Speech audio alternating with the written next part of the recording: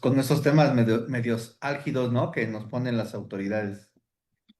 Sí, cuando analizas la norma y la empiezas a ver, resulta ser que pues la norma es, ¿cómo concibo yo el derecho?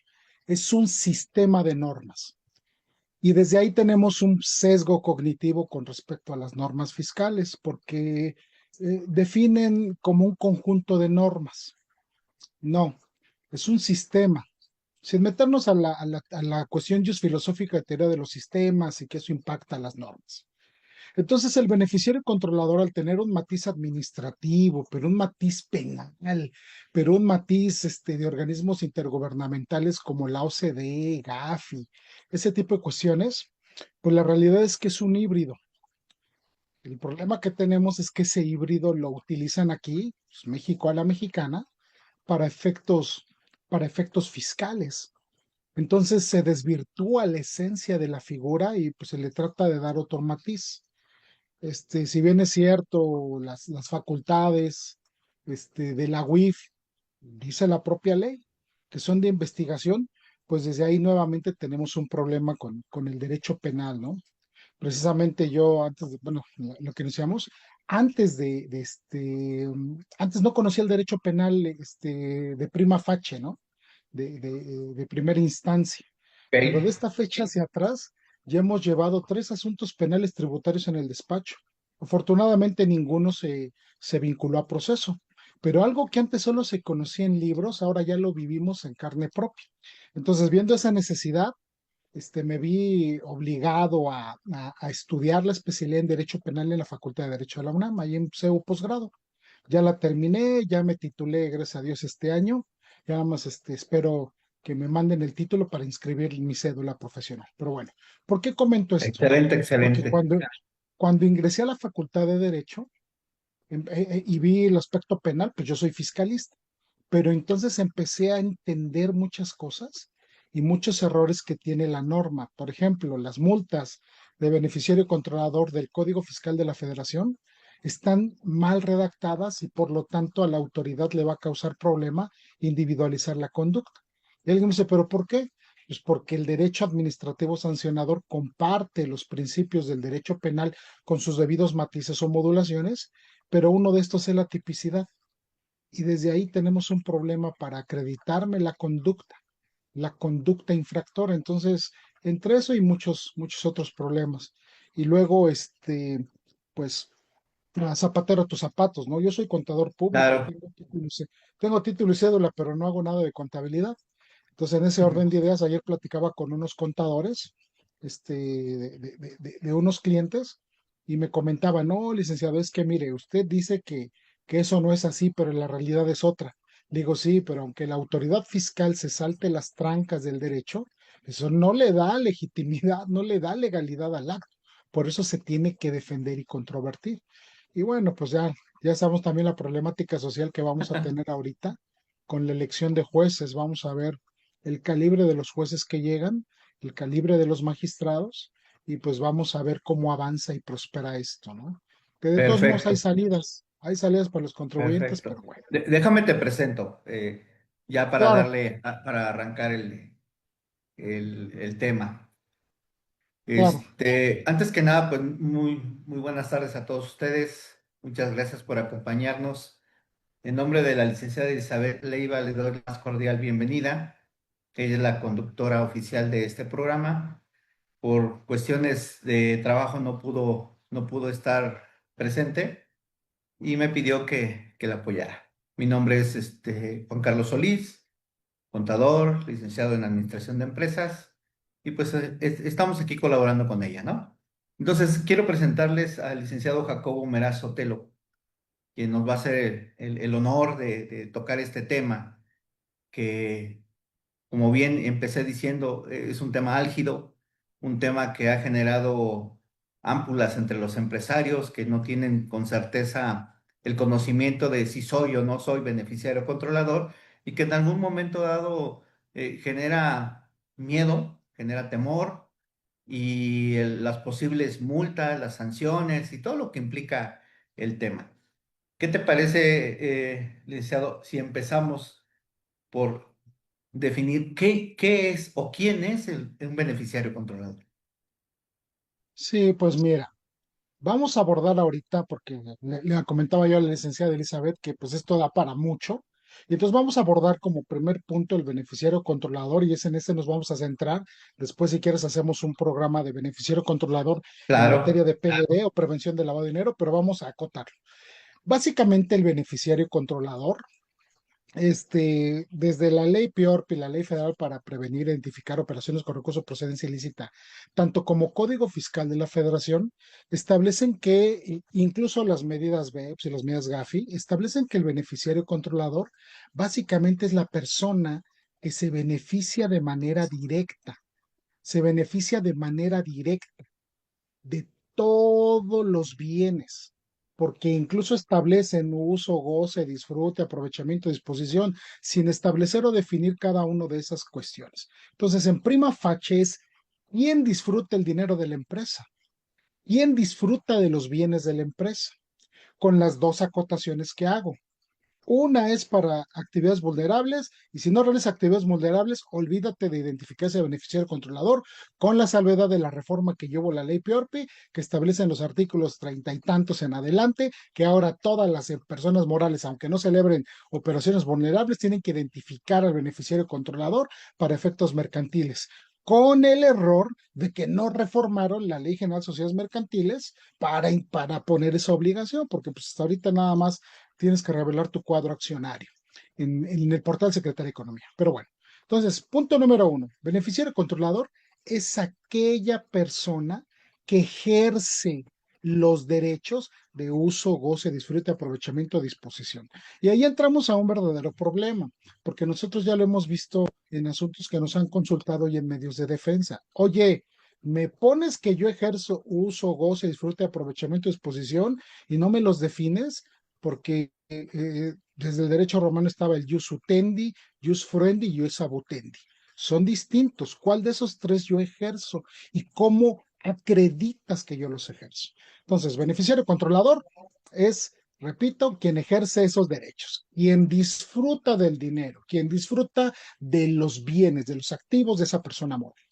Ahora bien, el segundo tópico se refiere a la cadena de control, a la cadena de mando, es decir, quién ejerce de manera directa o indirecta la toma de decisiones. ¿Quién tiene tal manera de poner decisiones que puede nombrar o destituir a los consejeros, administradores o equivalentes? O en materia fiscal, ¿quién ejerce el voto respecto del más del 25% del capital social? Los parámetros para la APRP, en porcentaje son un poco distintos, pero bueno, eso ya lo veremos en su debido momento. ¿O quién dirige de manera directa o indirecta la administración, la estrategia o las principales políticas de la persona moral? Entonces, ese es el beneficiario controlado. Ahora bien, acotándolo a las cuestiones que tienen que ver con la materia fiscal, pues resulta ser que todas las personas morales, en términos del artículo 32 BTR de Código Fiscal de la Federación, todas, absolutamente todas las personas morales tienen que identificar al beneficiario controlador, incluso los fideicomisos. Por eso dice fideusuarias, fideicomitentes y fideicomisarios en el caso de fideicomisos. ¿Quién detenta el control? ¿Quién detenta el uso, goce, disfrute, aprovechamiento, disposición de un bien?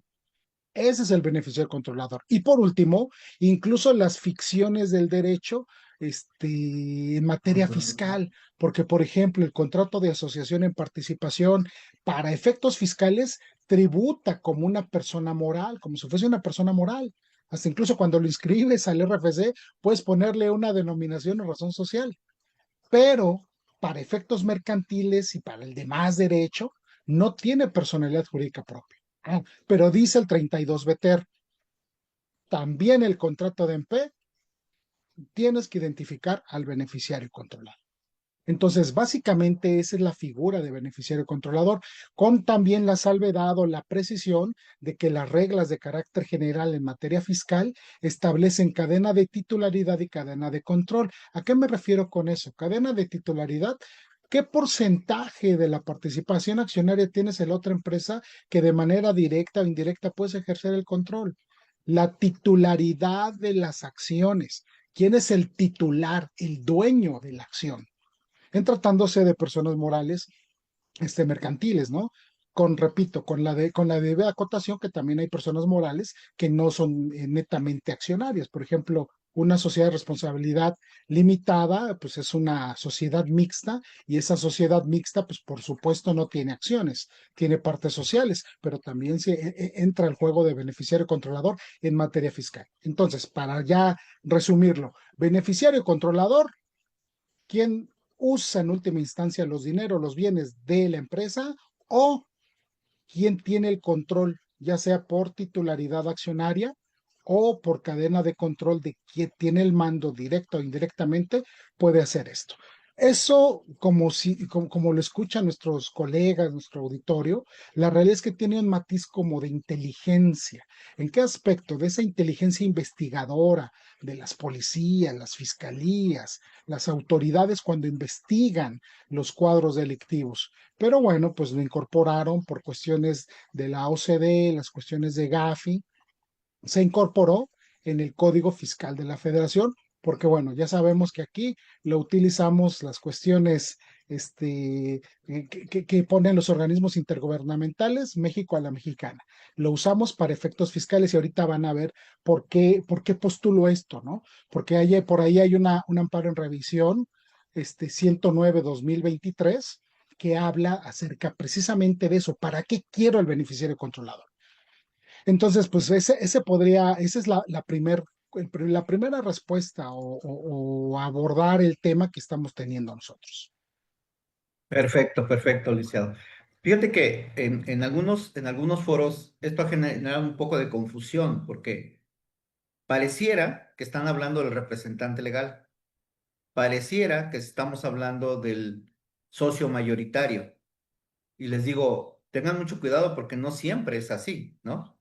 No necesariamente el representante legal ni siquiera es socio, puede no ser socio. Y el propietario del accionario que tiene la mayor cantidad de acciones, pues a veces ni figura, ¿no?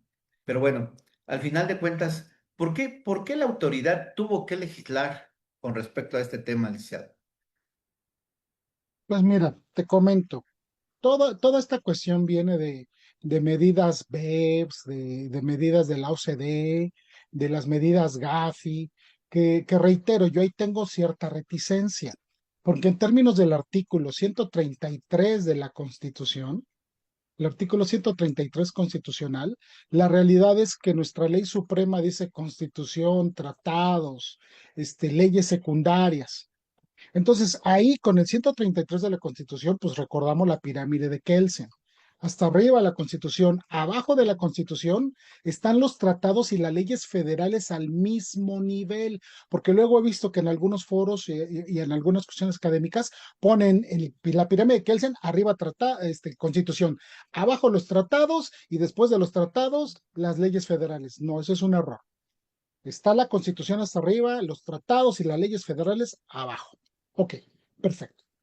Entonces, la OCDE, que México es miembro de la OCDE y tiene las medidas BEPS, este, y Gafi, que es el grupo este, de acción financiera internacional, ellos ponen las cuestiones de lavado de dinero. Ahora bien, estas consideraciones, ¿por qué las señalo? Porque le dicen a todos los países miembros, oye, necesitamos que tú adoptes estas medidas. Oye, ¿qué pasa si no las adopto? Bueno, pues ya sabes que puede haber ahí ciertas sanciones a nivel internacional que pues generalmente son de índole económico. Bueno, incorporan todo esto a nuestra legislación, pero lo incorporan de manera sesgada. Voy a poner un ejemplo. Resulta ser que el 32 BTER señala, oye, pues tengo que identificar al beneficiario controlador como sea, donde yo lo encuentre. Ah, perfecto. Oye, ¿y cómo vas a tratar tú de identificar al beneficiario controlador? Ah, pues te voy a poner los parámetros en el 32B cuarter del Código Fiscal de la Federación. Ah, ok, está bien. Pero dice, si estos parámetros que te puse, que quien en última instancia, para efectos fiscales, reitero, es el que recibe los bienes y tiene el uso, goce, disfrute, aprovechamiento, disposición de los mismos, o quien ejerce el control de manera directa o indirecta, con todas las debidas acotaciones que marca el 32B cuarter.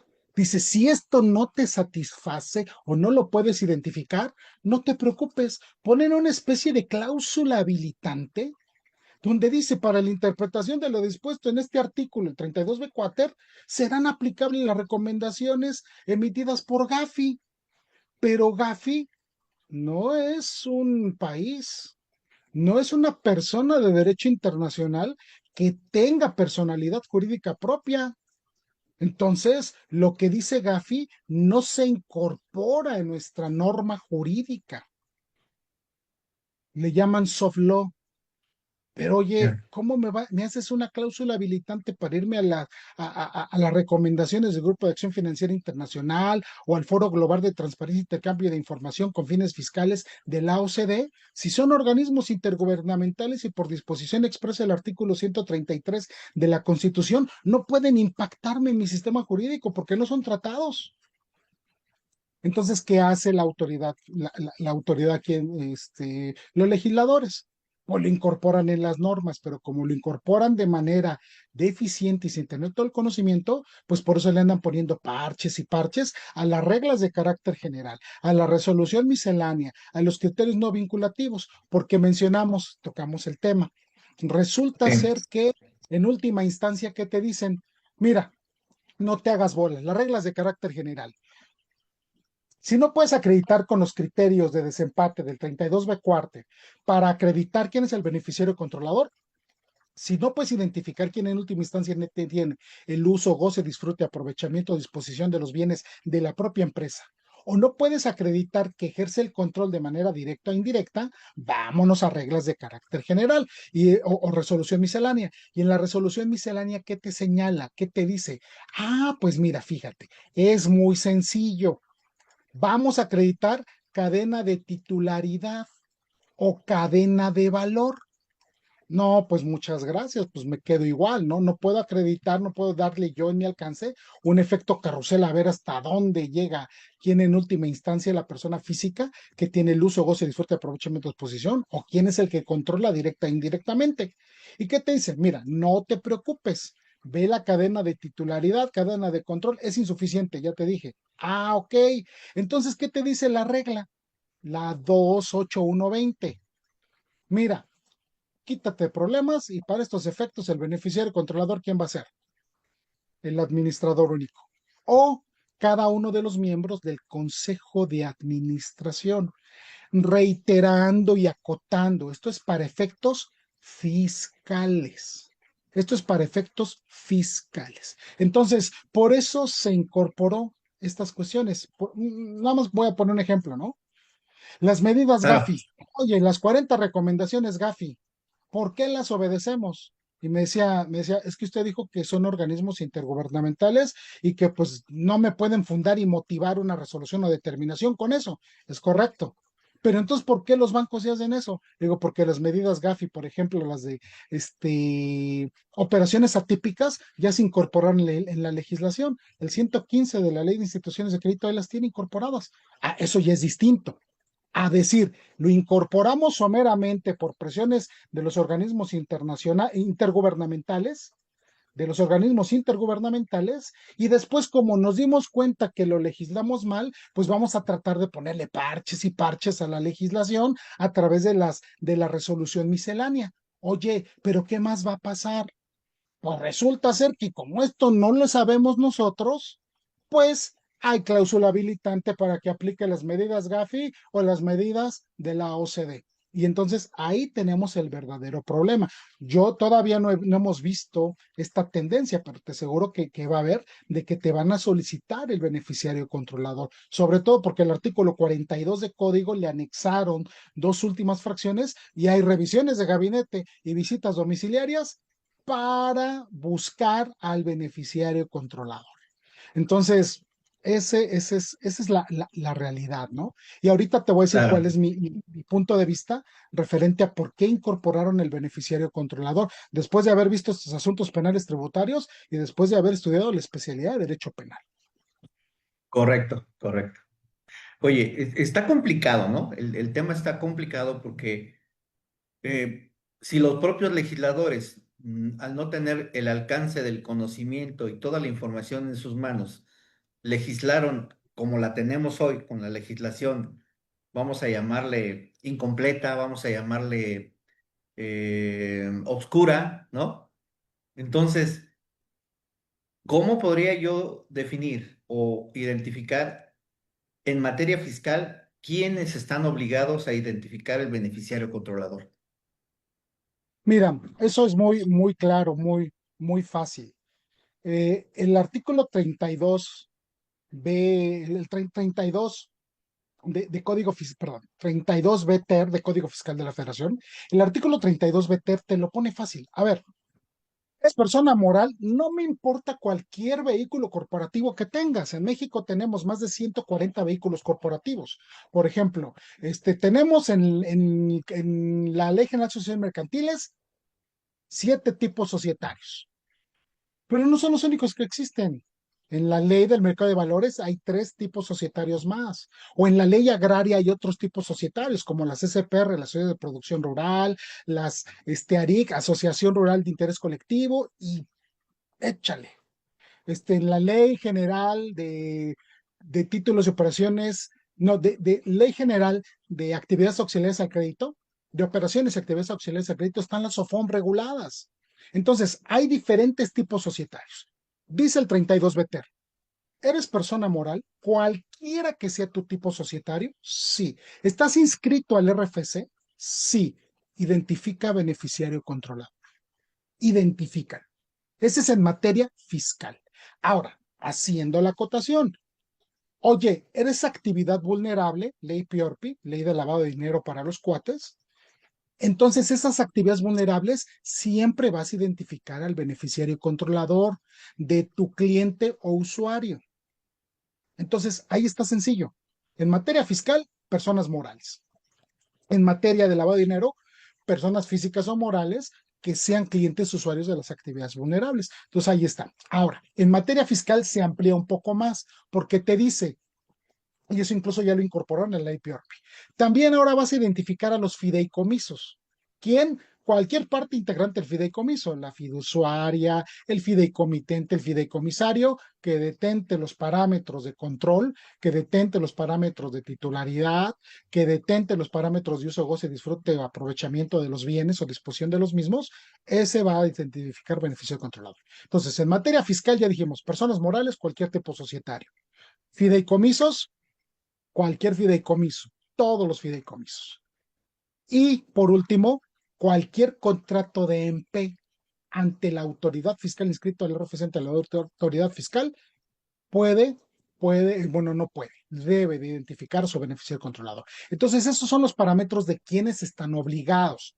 Por eso tenemos ahorita, decía Michel Foucault, una microfísica del poder, un panóptico en materia fiscal, o sea, una microfísica del poder, las leyes, las normas del Estado permean a tal grado que tratan de controlarnos y que de investigarnos y de que manifestemos todo como si fuese un gran Big Brother. Eso también tiene que ver con el panóptico. Hay un control acérrimo muy marcado, un marcaje muy personal para todos los contribuyentes en materia fiscal. Lo tenemos con los FDIs, ¿no? Entonces, básicamente Claro. esa es mi consideración. Entonces, pues no sé si ha quedado claro con esto, ¿no? Reiterando, nada más resumen. Materia fiscal, personas morales, cualquier tipo societario, fideicomisos y contratos de MP. Y en materia de lavado de dinero, tanto personas físicas o personas morales, que sean clientes o usuarios de las actividades vulnerables. Perfecto, perfecto. No sé si alguien de la audiencia tenga algún comentario, pregunta antes de avanzar. Ok. Están poniendo un mensaje en el chat. Te lo leo. Dice Andrea Alonso.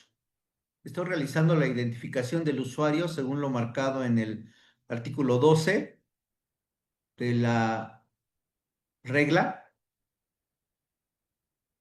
y según la fracción séptima de este mismo artículo se debe realizar la identificación e integración de los documentos del beneficiario controlador según el anexo que corresponda. Tiene una duda, ¿cómo realizar la integración del expediente?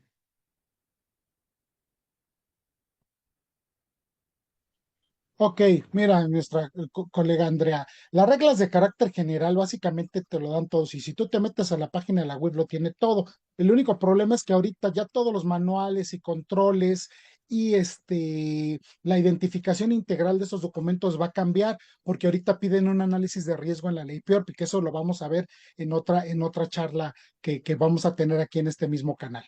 Básicamente tú lo que tienes que hacer es identificar todos los parámetros que tienes, incluso ahí vienen formatos de XML, formatos que son también fórmulas de Excel, donde te va diciendo paso a paso cómo identificar cada uno de estos con las reglas de carácter general. Entonces, así integras el expediente de beneficiario controlador solo con la siguiente consideración. La reforma, la ley PIORPI te dice, oye, conforme un análisis de riesgo, un conocimiento de tu cliente o usuario. La pregunta es, ¿dónde está definido eso? Porque todavía no están las reglas de carácter general aplicables a esta nueva reforma de la ley PRP que ya está en vigor. Entonces, ¿qué podemos ver? Pues necesitamos esperar las reglas de carácter general de la ley de lavado de dinero. Pero ojo, te puedes dar un viso en el artículo 115 que ahí establece los parámetros de identificación y conocimiento de tu cliente o usuario de esas actividades vulnerables y ahí te va a dar un parámetro. ¿Cómo tienes ese conocimiento con ese enfoque basado en el riesgo? Ahí te lo va a decir. Incluso, pues ahorita les dejo mi número de contacto y les comparto unas diapositivas que tenemos. Incluso podemos hacer aquí un curso, para que ustedes lo vean, pero básicamente es eso. Y luego la siguiente pregunta o la siguiente parte del comentario, los requisitos que marca el 32 BTR de código y la regla 28122 de la resolución miscelánea son casi 30 requisitos, pero los 30 requisitos que requisitos. marcan los anexos de las reglas de carácter general, sí, porque mi estimada colega Andrea, son dos cosas distintas. Si tienes actividades vulnerables, te riges por las reglas de carácter general y la ley PIORPI. Oye, pero aparte, pues estoy inscrito en el RFC, pues porque yo estoy comerciando, enajenando, prestando servicios que se consideran actividades vulnerables, tienes que identificar el beneficiario controlador con los parámetros totalmente distintos. Entonces, para pronto, si la UIF, o bueno, la Administración Desconcentrada de Auditoría Fiscal Federal, que tiene facultades para revisar cuestiones de lavado de dinero, te requiere los reportes de lavado de dinero, de identificación del beneficiario controlador de tus clientes usuarios que tienen, que te consumen actividades vulnerables, se lo tienes que dar con los parámetros de la ley PIORPI, nada más. Si llega la misma administración desconcentrada de auditoría fiscal, pero para efectos fiscales, no aplica los parámetros de la ley PIORPI y aplica solo los parámetros de las reglas de carácter general que estás comentando, la regla 28122. Entonces, que están ahí todos, ¿no? Que bueno, ahorita les voy a decir mi hipótesis de por qué tiene tantos requerimientos esa regla. Entonces, espero que haya quedado claro, mi estimada licenciada Andrea. Ok, no ha contestado. Bien, esperemos que haya sido clara la respuesta aquí de nuestro expositor y podemos continuar entonces, ¿no? Ok, ya nos comentaste que toda la ruta que tenemos que seguir, este Via Crucis, perdón, ya contestó. Como recomendación sería integrar en base a la regla miscelánea. No, como recomendación es lo siguiente. Para efectos de la ley PRP, integras el expediente como te marcan las reglas de carácter general por actividades vulnerables. Y aparte vas a tener otro expediente para efectos fiscales integrado, pero cuando te lo solicite la autoridad con fines fiscales, la autoridad fiscal federal. Entonces vas a tener dos expedientes, Dos uno por expedientes. actividades vulnerables y uno por cuestiones fiscales. ¿Por qué? Porque es interesante lo que dice el artículo 32 BTER, que te señala, dice, lo debes de tener de manera fidedigna, completa y actualizada. ¿Pero por qué? Porque ahora es parte de la contabilidad. Para efectos fiscales, el beneficiario controlador es parte de la contabilidad. Entonces, ahí es donde entramos con la primera consideración, ¿no? Entonces, ¿qué te puedo decir, mi estimada licenciada Andrea? Pues es más trabajo, sí, es más requisitos, sí, pero pues están en ley, tenemos que cumplir. Entonces, un expediente para beneficiario controlador para actividades vulnerables y un expediente beneficiario controlador como parte de tu contabilidad cuando la autoridad fiscal te lo requiera, con la regla de carácter general, perdón, la regla de resolución miscelánea 28122. Ok, gracias, licenciado. Ok, siguiendo con la temática. Ya nos comentaste la ruta crítica que tenemos que seguir para identificar al beneficiario controlador, ¿no? Que sería la cadena de valor o la cadena de titularidad. Pero aún así, no logro identificarlo y no integro mis expedientes y no hago mi informe, mi reporte. ¿Y ahora? ¿A qué me hago Mira, acreedor? ahí es curioso, vamos a poner esto.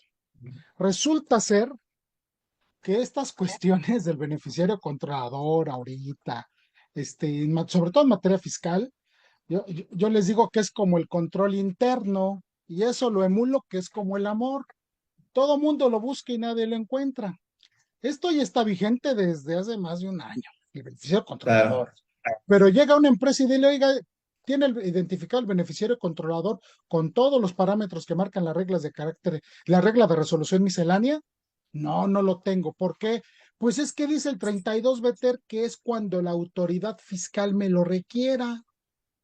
Oye, ¿y por qué le interesa a la autoridad fiscal? Y luego, si seguimos leyendo el 32 BTER, oye, tengo tanto interés que le voy a pedir que identifique al beneficiario controlador, el notario, el corredor público, cualquier persona que intervenga en la formación o celebración de esos contratos corporativos o actos jurídicos, de la constitución de las personas morales, la celebración de fideicomisos o el contrato de EMPE.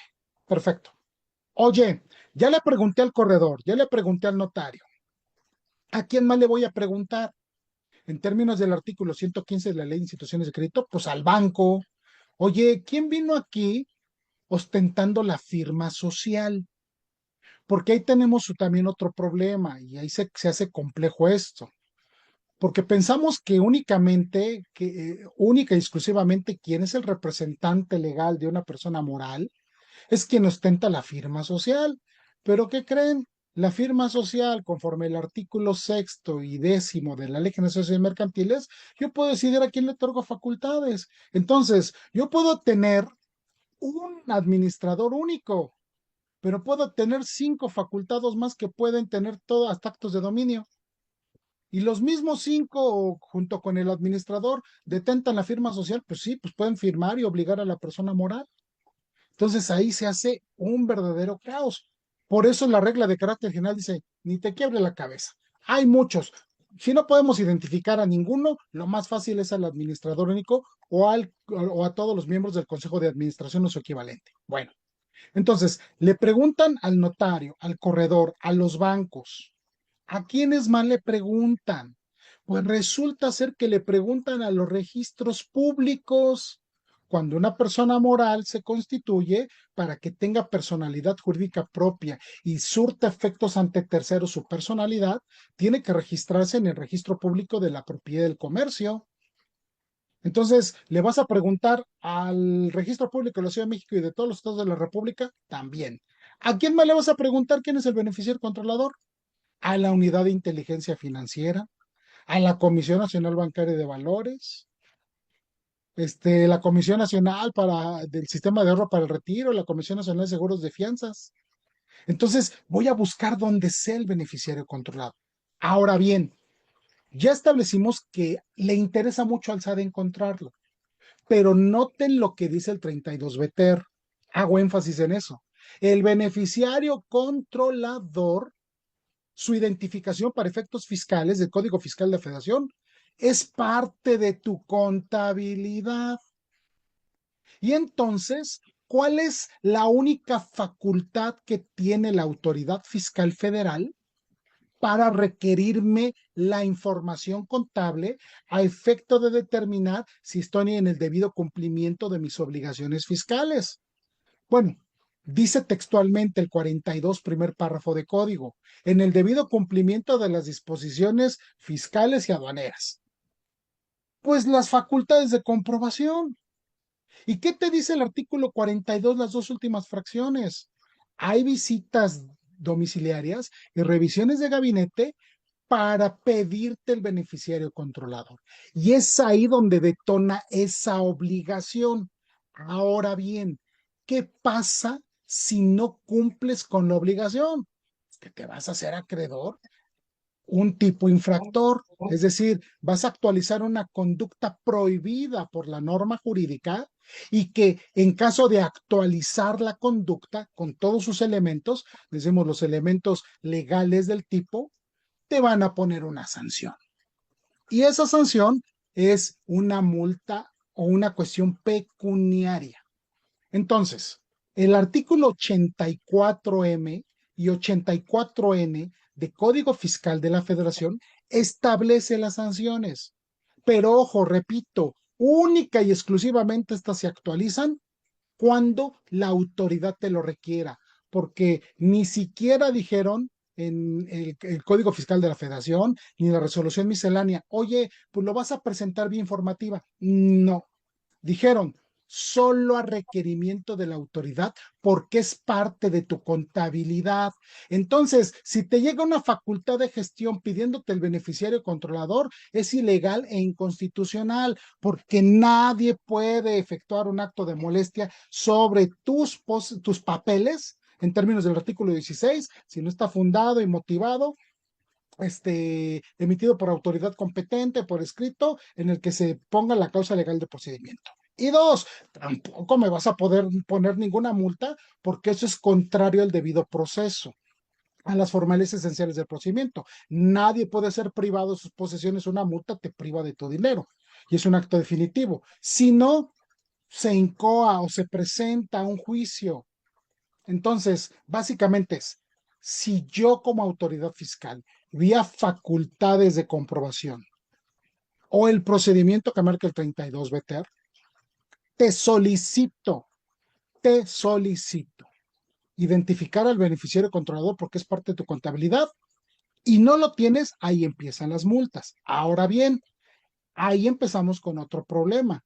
¿Cómo me vas a individualizar? ¿Cómo vas a aplicar la tipicidad en la conducta? Voy a poner un ejemplo. El artículo 84M de Código Fiscal de la Federación te dice las hipótesis con las cuales te voy a sancionar. Y por ejemplo, la primera fracción dice no obtener, no conservar, no preservar la información de beneficiario controlador. Luego, otra conducta, no presentarla a través de los medios o no presentarla dentro de los plazos establecidos en las disposiciones fiscales. Si checan, hay varios verbos rectores de la conducta.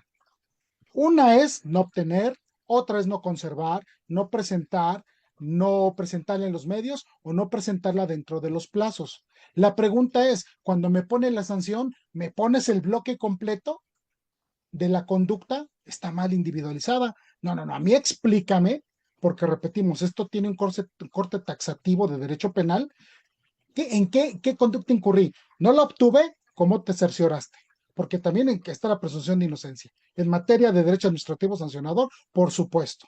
¿No la conservaste? ¿No la presentaste?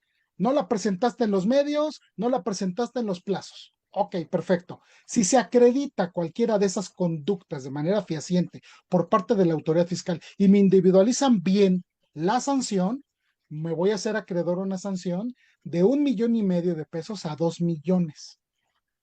De 1 millón de pesos a 2 millones, sí. Oiga, licenciado, pero mi capital social es de 50,000 pesos. ¿Por qué tanto? Porque tengo un interés acérrimo, vehemente, como autoridad fiscal, por identificar el beneficiario controlador. Y ahorita vamos para allá. Ahora, la otra conducta del 84, dice del 84M, la fracción 2, no mantener actualizada la información. Oye, ¿y qué significa no mantener actualizada? Pues la regla de resolución miscelánea, que ya se ha comentado, señala, oye, debes de tener la formación, si por ejemplo se le vence el INE al beneficiario controlador, dile que tiene 15 días para sacar su INE porque necesito en 15 días tener actualizada la información. Ah, ok. ¿Qué pasa si no la tengo actualizada? Si, por ejemplo, estaba casado cuando era beneficiario controlador y después se divorcia, pues tengo que mantener actualizada. ¿Qué pasa? Voy a poner un absurdo, ¿eh? Si cambia de alias, oiga, ¿cómo que cambia de alias? Colegas, la regla 28122 de la resolución miscelánea te dice que uno de los parámetros de identificación del beneficiario controlador es que identifique su alias.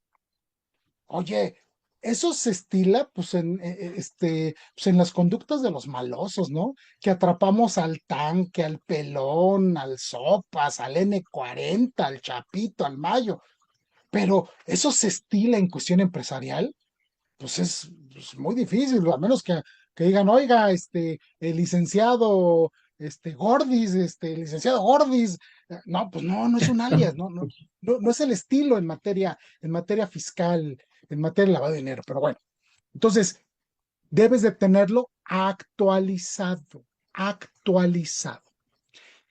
¿Qué pasa si no lo tienes actualizado y la autoridad fiscal vía facultades de comprobación o vía el procedimiento del 32 BTER te lo requiere y descubre que no está actualizado? Pues te va a poner una multa de 800,000 pesos a 1 millón de pesos. Y la tercera hipótesis del 84M de Código Fiscal de la Federación, de la fracción 3, es presentar la información incompleta, inexacta, con errores o en forma distinta a lo señalado en las disposiciones fiscales. Entonces, ¿qué conducta? ¿La presenté incompleta o inexacta o con errores o en forma distinta a lo que me piden la resolución miscelánea? Primero me tienes que individualizar la conducta. ¿Cuál de esos verbos rectores actualicé? Y dos, ya que me lo actualizas, si estás en facultades de comprobación o estás en el procedimiento del 32 BTER, la sanción por presentarlo incompleto, inexacto, con errores en forma distinta, es de 500,000 a 800,000 pesos. Y incluso tiene ahí matices todas estas tienen matices de inconstitucionalidad tremendamente graves, porque no guarda una debida proporción. ¿En qué aspecto? Pregunta, si el beneficiario controlador es parte de mi contabilidad, ¿cómo me ayuda a determinarme o autodeterminarme, como dice el artículo sexto de Código Fiscal de la Federación, mi base, cómo me ayuda a determinar y cómo me ayuda a liquidar? Es decir, saber cuál es mi base y cuáles son los pesos y centavos que tengo yo que pagar de impuesto o enterar del impuesto determinado. Entonces, ¿cómo me ayuda? ¿Por qué? Porque si tienes una empresa que factura 500,000 pesos, 1 millón de pesos y le pones una multa de esta envergadura, pues la realidad es que no, no guarda una debida proporción, no guarda un debido respeto de los derechos fundamentales del contribuyente, que bueno, pues ese es otro tema, otra cuestión de discusión, ¿no? Entonces, ahí lo tenemos. Pero esas son las multas. Entonces, como ven, las multas de la conducta infractora del 84M con las multas pecuniarias del 84N son muy elevadas. O sea, la multa más pequeña es de 500,000 pesos, la multa más grande de 2 millones. Entonces, debo de mantener actualizado o identificado mi beneficiario controlador. Bueno, y aquí nos preguntan en el chat, la licenciada Nadia Alonso, ¿cada cuándo recomienda que se actualice el expediente? Depende, si es de ley PIORPI, pues cada vez que hagas una actividad vulnerable, pues tienes que llenar los formatos de identificación de tu cliente, del conocimiento de tu cliente y de un análisis basado en riesgos de tu cliente por actividades vulnerables, cliente usuario. Y en materia fiscal, pues cada que se modifiquen los parámetros de la regla 28122, ¿cambió de domicilio? ¿A dónde te Claro. cambiaste? ¿Cambió de estatus, estatus social, o estatus civil? ¿Ya eres divorciado? Bueno, ya disolviste un vínculo matrimonial, ya eres soltero, dime. Oye, ya después de que te divorciaste, ahora tienes concubina o concubinario, infórmame. Oye, este absurdo, ¿no? ¿Cambiaste de alias? Infórmame ahora cómo te llaman. Todo ese tipo de cuestiones, ¿no? Lo tenemos nosotros que mantener actualizado. ¿Cuándo entonces se recomienda que se actualice el expediente de beneficiario controlador en materia fiscal? Cada que haya una modificación de esos tópicos que marca la regla 28122, de la resolución miscelánea fiscal. De acuerdo. Bastante amplio el tema, ¿no? Bastante amplio, eh, complicado, como para, vamos a decir, para personas mortales que no entendemos mucho el tema legal fiscal. Pero bueno, con esta plática estamos ahondando perfectamente en la temática. Hace rato comentabas, ok, no puedo encontrar la línea de control, no puedo encontrar la línea de titularidad, la cadena de valor. Y comentaste, cuando esto sucede, estaríamos en dos supuestos. Si hay un administrador único, consideraríamos que el beneficiario controlador sería el administrador único. En el caso de una sociedad donde hay un consejo de administración, entablaríamos que serían todos los integrantes. Ahí, eh, ¿tú estarías de acuerdo en que sería el de mayor peso, sería el que asume la presidencia del consejo o es idéntica la responsabilidad como beneficiario controlador? Fíjate que esa respuesta, aunque no viene en el texto de ley, no viene en el 32B Quater, que es el que pone los criterios de desempate para identificar el beneficiario controlador, sí viene en la regla 28120 de la resolución miscelánea fiscal 28120, donde te da los criterios de determinación, yo le llamo de desempate para ver el beneficiario controlador. Y luego dice en su segundo párrafo de esa regla, oye, pues acrítame la cadena de titularidad y la cadena de control. Pero eso es sumamente difícil. Nada más voy a poner un ejemplo. Imagínate que tú eres el beneficiario controlador, pero en un carrusel de 10 empresas. O sea, perdón, sí tengo mi obligación de identificar al beneficiario controlador, pero no es una obligación constitucional identificar datos de terceros. Incluso en materia probatoria, en un juicio, le llamamos nosotros cuestión ontológica de la prueba. Yo no estoy obligado a probar hechos de terceros, que luego ese es otro tópico que después incluso hacemos un programa, que luego nuestros colegas cuando atienden visitas de autoridad fiscal entregan información de terceros. Pues no, porque cuando llega la resolución, pues de ahí sirve de base para la resolución, toda esa información de terceros. Y luego, ¿qué es lo que pasa? Pues que tienes que andar que en el juicio, como ya es parte de la resolución, probando hechos de terceros. Pero bueno, por cuestión de las reglas de la probatoria, de derecho probatorio, no debemos nosotros acreditar hechos de tercero. Entonces, ¿cómo le haces para una cadena de titularidad cuando tú eres socio de la última empresa por cadena de titularidad, por cadena de participación accionaria? Si esas 10 empresas, pues a lo mejor ni te conocen a ti, ¿cómo van a llegar hasta ti? Entonces, yo lo que les digo, ojo, eso no viene en las reglas de carácter general, eso no viene en la resolución miscelánea ni en ley, pero como dije que el derecho es un sistema, eso sí viene en la ley de extinción de dominio. Y en la ley de extinción de dominio a ti te dice, oye, acredítame la buena fe exenta de culpa. ¿Y cómo acredita la buena fe exenta de culpa? Bueno, yo siguiendo la regla 28120, le pregunto al administrador, oye, bajo protesta de decir verdad, ¿tú sabes si alguien te controla de manera directa e indirecta?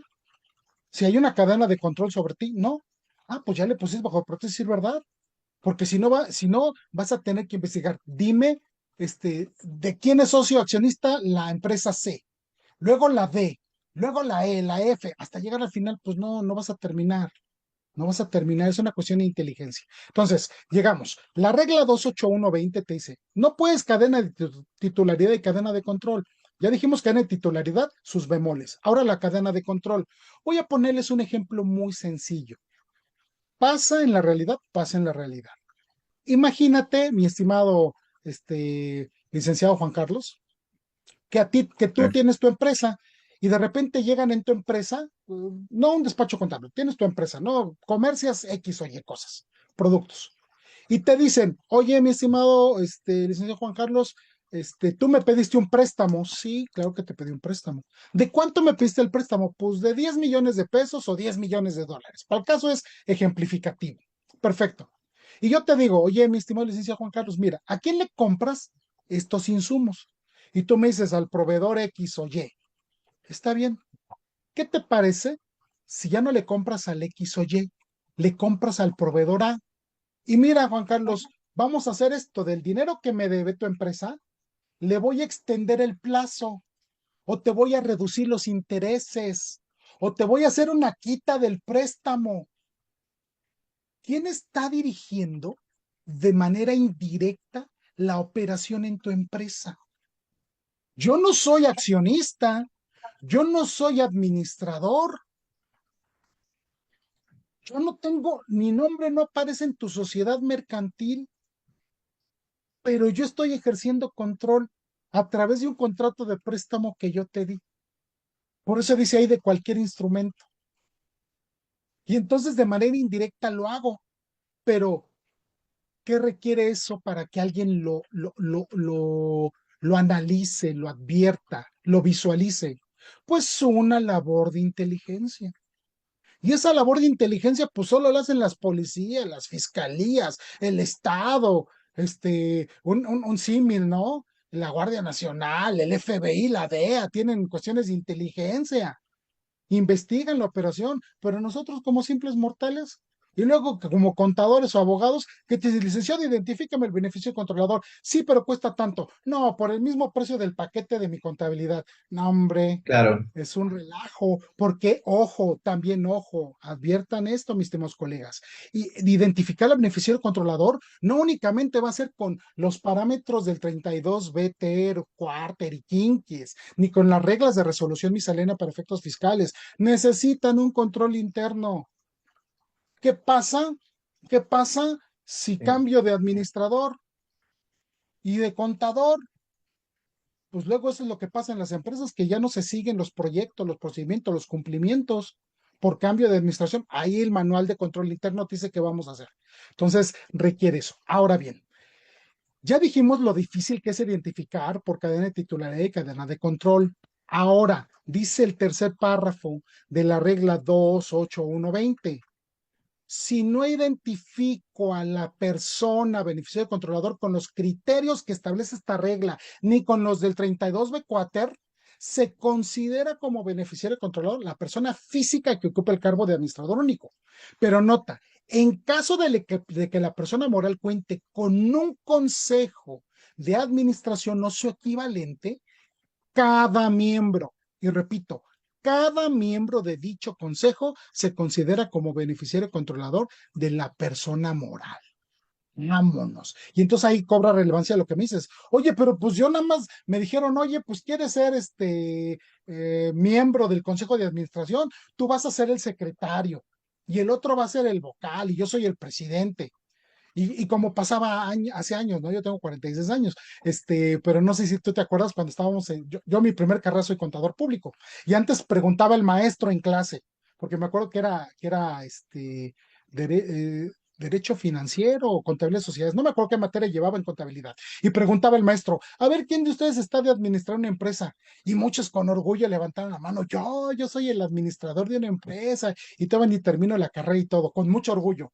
No, ahora no, ahora con mucho No. peligro y mucho tiempo y mucho cuidado, porque ojo, el cargo del Consejo de Administración en términos de la Ley de Sociedades Mercantiles, del artículo 178 en adelante, dice, oye, pues los cargos erogan emolumentos, Emolumentos. devengan emolumentos, ¿cuánto nos pagan por ese riesgo?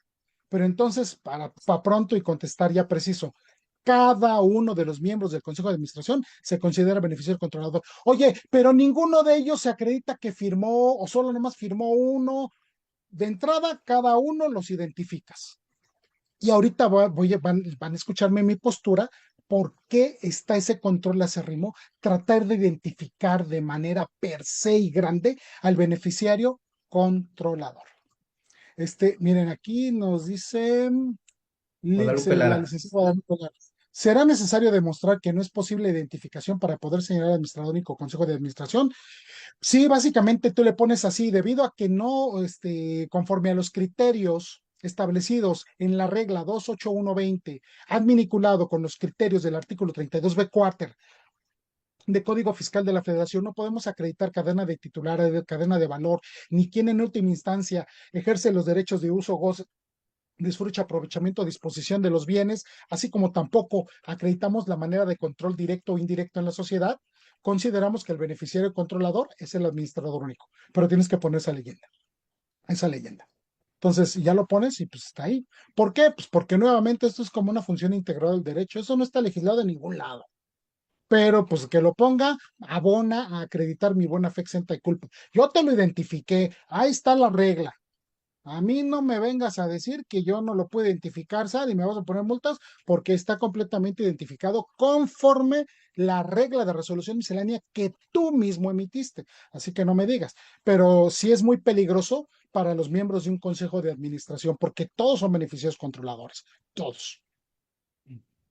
Voy a poner ejemplo, son solo 3 miembros, porque Vale. generalmente se estila que los miembros de los consejos de administración sean en números nones, para que no haya empate en las decisiones o en las Correcto. votaciones. Bueno, ¿y qué pasa si son 6?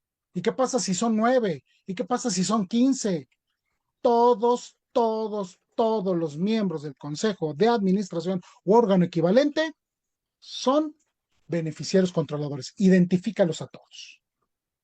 Dijo la Madre Superiora, licenciado. A todos. ¿Mandé? Sí, Como a dijo la todos, Madre a todos. Superiora. A todos, a todos.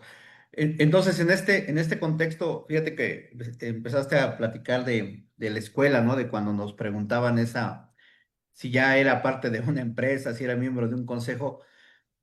Recordemos que en algún momento dado se utilizaba mucho el hecho de incorporar a algunos trabajadores dentro del consejo de administración, nombrarlos consejeros para efectos de beneficiarlos ahí con la parte de los emolumentos, ¿no? Y el emolumento que se le pagaba al trabajador, miembro de un consejo, pues perdía el carácter de honorarios asimilados y se tipificaba el cálculo del ISR tomando como base las tarifas de los sueldos y salarios, ¿no? Entonces, ahora con todo este contexto, yo creo que ya no vamos a querer ser parte de los consejos de administración, ¿no? Los que ya entendimos perfectamente el grado, llamémosle grado de riesgo, grado de responsabilidad que implica el que te denominen beneficiario controlador sin serlo, porque muchos de nosotros Sí, aparecemos de papel y no ejercemos ningún control, ¿no? sí es correcto. Y ahora, no es porque queramos introyectar miedo, pero les voy a comentar, anótenle ahí, el amparo en revisión 109/2023, 109 diagonal 2023 o 2023, 109/2023, nos pone a nosotros los parámetros de por qué quieren identificar beneficiario controlador. Eso lo resolvió la ministra Yasmín Esquivel. Pero fíjate, se avienta ahí, yo creo que con mala técnica jurídica, un test de proporcionalidad constitucional. Explico brevemente qué es el test de proporcionalidad constitucional. Cuando hay una norma que tú dices, esta norma es inconstitucional porque no supera ese test. Lo primero que tienes que ver es, la norma persigue un fin constitucionalmente válido y ahí hay un problema. Te voy a decir por qué. El beneficiario controlador me ayuda al mejor cumplimiento de mis obligaciones fiscales, mi obligación del 31 fracción cuarta, a contribuir. ¿Cómo? Yo nada más quiero que me expliquen, porque te repito, yo soy contador público, tengo título y cédula, pero soy de closet, yo soy licenciado en Derecho y eso me dedico a postular en materia Claro, fiscal. Pero a mí que me expliquen cómo se hace el registro contable del beneficiario controlado por efectos fiscales. O sea, ¿cuál es el valor que se le no da? hay. O cómo me ayuda la determinación del beneficiario controlador a cumplir con mi obligación de pagar las contribuciones conforme a los principios de justicia tributaria, de manera destina a gasto público, proporcional, equitativo y por el principio de primacía o reserva de ley. ¿Cómo me ayuda? Entonces, ¿qué fin constitucionalmente válido persigue el beneficiario controlador? Pues esa óptica ninguno. Pero ahorita van a ver lo que dijo ese amparo en revisión 109 del 2023, no, del 2023. Bueno, luego dice ese test de proporcionalidad. ¿La norma persigue un fin constitucionalmente válido? Sí. Ok, seguimos al siguiente estrato. Esa norma que persigue un fin constitucionalmente válido logra su objetivo. Pues, ¿qué objetivo? Repito, si es parte de mi contabilidad, pues es para el mejor cumplimiento de las disposiciones fiscales. ¿Qué objetivo constitucionalmente válido estoy logrando? Bueno, entonces, sí se está alcanzando el objetivo constitucionalmente válido. Ok, ahora contrástalo con el detrimento en sus derechos fundamentales que tiene el contribuyente. ¿Ya lo contrastaste? Pasa el test de proporcionalidad, se puede determinar si es constitucional o inconstitucional, o constitucional o inconstitucional. Pero ¿qué dice el amparo en revisión 109-2023? Oye, básicamente nosotros queremos identificar al beneficiario controlador a efecto de qué, de cumplir con las medidas de OCDE y de Gafi. ¿A efecto de qué? De que las autoridades tributarias tengan información confiable y veraz del beneficiario controlador para combatir la evasión fiscal. Ahí está el punto. Combatir la evasión fiscal. Ah, entonces no lo quieres para el mejor cumplimiento de mis disposiciones fiscales, ¿verdad? No, lo voy a querer para combatir la evasión fiscal. Y te voy a decir por qué, mi estimado colega Juan Carlos y a nuestros demás este, colegas que están aquí en el foro. Cuando Gracias. llevamos los asuntos penales tributarios, resulta ser que identificar, en términos del artículo 95 del Código Fiscal de la Federación, dentro de la parte de la teoría del delito, al autor o partícipe, la teoría del partícipe o autor, es muy difícil, es muy difícil. Oye, el administrador, sí, pero si el administrador no lleva la contabilidad, ¿quién tiene la firma electrónica? ¿Quién se acredita que tiene la firma electrónica con la que presentan? Luego, la calificación jurídica. ¿Qué es la calificación jurídica? Oye, ¿qué delito se cometió? ¿Quién lo cometió? ¿Cuándo lo cometió? ¿Qué tipo de delito fue? En fin, su calificativa jurídica. Y luego, después de todas esas consideraciones, pasa lo siguiente. Oye, ¿quién vamos a poner como autor o partícipe? Porque, ojo, el delito lo cometió la persona moral y tenemos aquí un sistema mixto de imputación de responsabilidad penal de las personas morales que está entre el vicarial, es decir, el vicarial significa la persona moral y la persona física, juntos. Pero hay uno que dice, no, es independiente la responsabilidad penal de la persona moral. Entonces, por eso es mixto, porque requiere de que lo haya cometido una persona física para imputarle su propio proceso a la persona moral. Ok, ya lo pones, pero ¿quién fue? ¿Quién fue? ¿Quién fue en que en última instancia cometió el delito de defraudación fiscal? En este caso era defraudación fiscal equiparado. ¿Quién lo cometió? ¿Quién presentó la declaración? ¿Quién presentó los papeles? Oye, ¿qué grado de autoría y participación le das? Entonces, ahí se pierde el Ministerio Público e incluso la Procuraduría Fiscal que representa a la Secretaría de Hacienda y Crédito Público, como víctima o ofendido, los famosos abogados hacendarios, se pierden a quién imputamos. Entonces, ¿qué dijeron? Bueno, pues aquí tenemos una medida fácil. Gafi dice beneficio controlador, el administrador único, siéntalo al banquillo de los acusados. Oye, sí, pero ¿en qué grado? ¿Autor? ¿Autor mediato? ¿Coautor? ¿Partícipe inductor? ¿Partícipe concomitante? ¿Partícipe subsecuente? ¿Cuál de todos? Que bueno, muchos de nuestros auditorios ahorita va a decir, ¿y qué significa eso, licenciado? No se preocupen, tenemos un curso penal tributario que también es una charla gratuita con ustedes aquí y les explicamos cada uno de esos tópicos para ver los grados de autoría y participación de la teoría del delito del artículo 95 del código. Entonces, ¿qué dijo la autoridad fiscal? Mira, ni nos metamos en problemas. Imputa al administrador único, imputa a los miembros del consejo de administración, impútalos junto con la persona moral. Porque, ojo, no nada más le imputo el delito de defraudación fiscal a la persona moral, también se lo imputo al representante legal, al administrador, generalmente le ponemos administrador, o a los miembros del consejo de administración. Y en ese orden de ideas, pues por eso están poniendo al beneficiario controlador. Miren, si recuerdan que dijimos que lo que busca es el alias del beneficiario controlador, pues como si fuéramos criminales. No, lo que pasa es que buscan eso, buscan eso.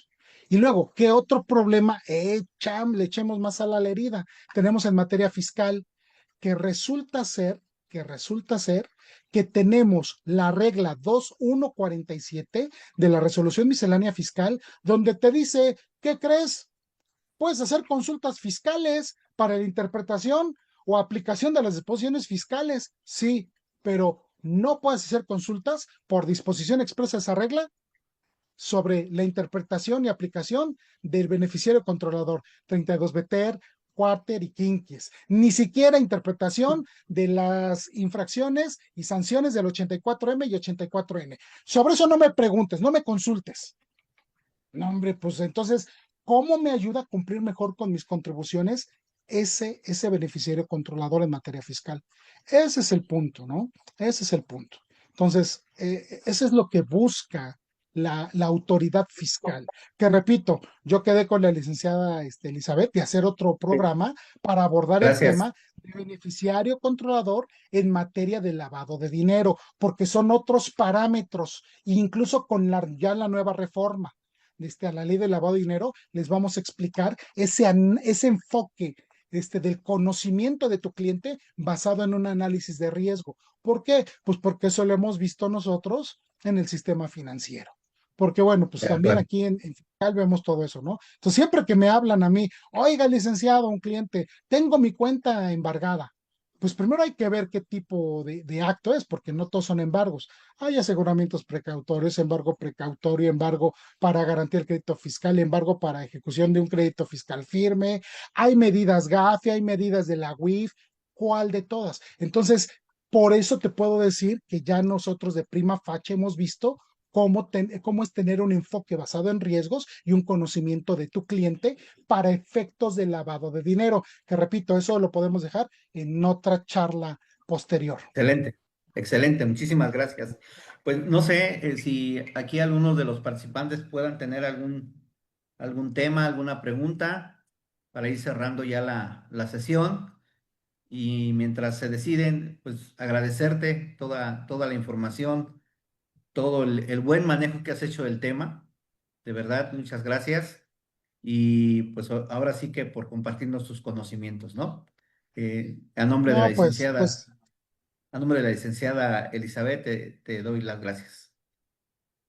no, pues yo contento de estar en estos espacios, que me sigan invitando y pues compartir con todos los colegas, porque así concibo la vida.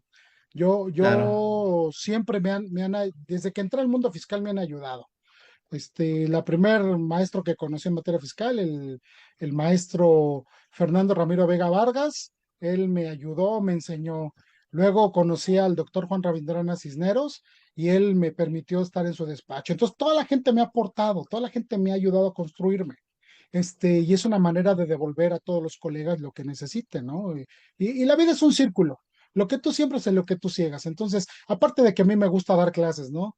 Pues Excelente. ahí estamos a la orden. Entonces, cuantas veces me invites, mi estimado licenciado Juan Carlos, cuantas veces me invite la licenciada Elizabeth, aquí estaremos con gusto con todos ustedes. Tendremos probablemente en otro programa. Sí, creo que ya no hay más preguntas. Podemos ir cerrando. Muchísimas gracias por la atención de todos ustedes, por su participación y nos vemos en el siguiente programa. Que estén muy bien. Saludos a todos Saludos, saludos, los hasta luego. colegas y conocidos. Buena tarde. Buena tarde.